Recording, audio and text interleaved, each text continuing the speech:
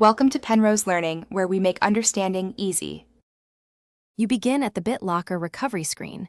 This appears after a hardware change or failed authentication. You must locate your 48-digit recovery key now, because without it you cannot unlock the drive. If you stored the key in your Microsoft account, open Account.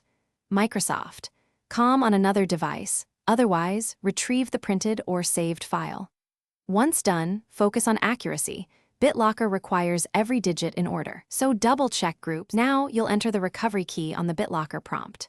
Start by clicking the input box, then type each group of digits exactly as shown, pausing to verify after every few groups because one wrong digit locks you out. Make sure numlock is correct, and if available, use a full USB keyboard to reduce typing errors.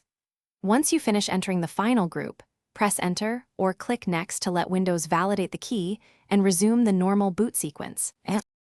If Windows accepts the recovery key, your system will decrypt and continue booting.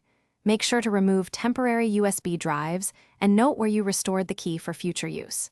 If the key is rejected, pause and re-enter every digit slowly. Common issues are transposed numbers or wrong key version. If you still fail after trying saved alternatives or your Microsoft account copy, escalate. Contact your organization's admin or Microsoft support for guided recovery.